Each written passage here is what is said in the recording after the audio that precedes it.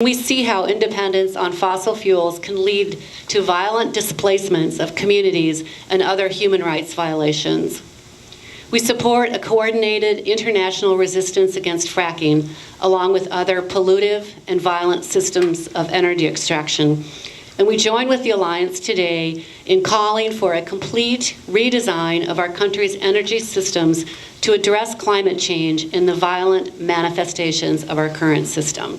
Thank you.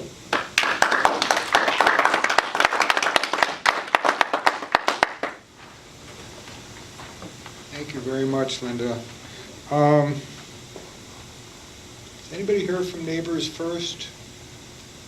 There's some people on the list that I don't know. So, okay, please welcome Layla Johnson from the Community Rights Groundwork in Viroqua, correct? Close enough. Close enough.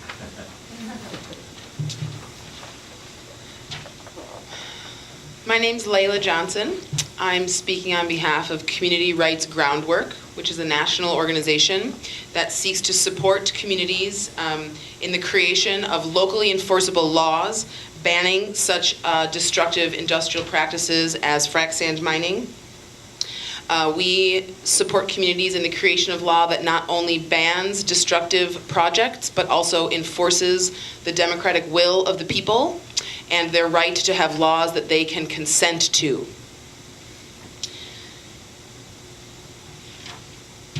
I'd like to read from the state constitutions of both Minnesota and Wisconsin. In Wisconsin, the first article of the state constitution says, "Government is instituted for the protections of the rights of people, among these life, liberty, and the pursuit of happiness. To protect these rights, governments are instituted. Governments derive their just powers from the consent of the governed." In Minnesota, the first words of the Constitution are, "The object of government.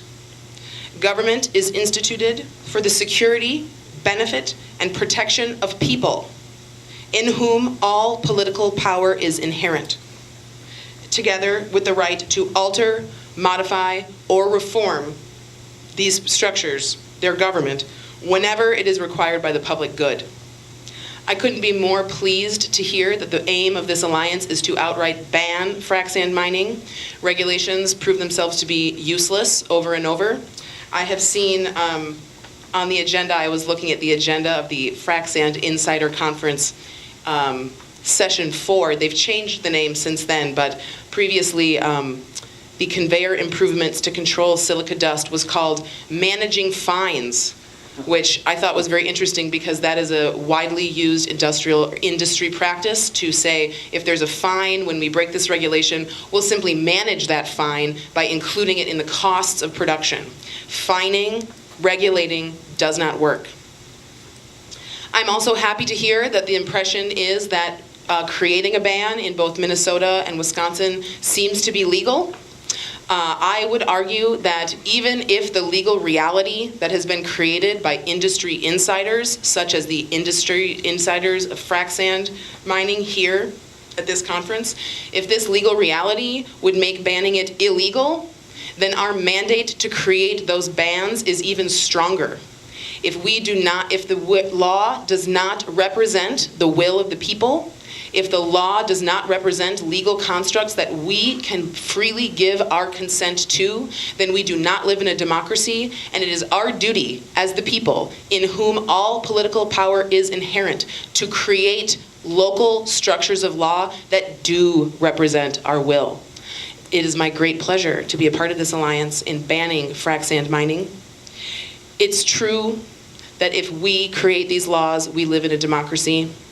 If industry insiders and our so-called representatives who refuse to represent our will create laws, that's nothing but imperialism and colonialism, and we have a right and a duty to stand up against it.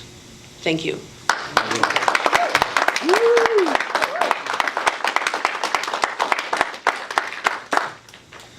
Oh, if they could hear us now. All right, let's see. Ken, did you want to speak for Houston County Government? Okay. When we're done, I'd like you to come up and just talk about the video and how people might be able to use that. So Carlene, if you'd come up from First Congregational Church, that'd be great. Thanks so much for being here. Welcome.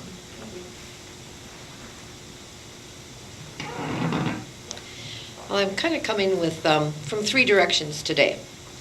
First of all, I'm a person retired from the healthcare industry, and I'm concerned about silica from frac sand, which is a carcinogen. Will this be the next asbestos? Look at some of those pictures in the lower right quadrant, and look at it blowing in the wind. And that's just the mining process. Second, I'm a person of hope for the future because I'm a mother and a grandmother. Frac sand allows a mining process which is destructive and dangerous. The methane leaks from all stages of the mining, transport, and use of natural gas makes it worse than burning coal in many areas. Methane is 20 to 30 times worse than carbon dioxide as a greenhouse gas. But today I'm kind of speaking mostly as a person of faith. I'm a member of First Congregational United Church of Christ. I also have many contacts and friendships with people from other Christian churches, the Jewish synagogue, and the Muslim community. We all come from the same faith family. The Bible informs my faith journey. Genesis 2, verse 15 tells me to care for and protect the earth. Psalm 65 speaks of the responsibility and privilege to be a steward of God's creation. And there are many others. Frac sand mining and use in producing natural gas and is in direct conflict with these verses on all levels, from releasing silica to methane leaks to burning fossil fuel and to the resulting climate change.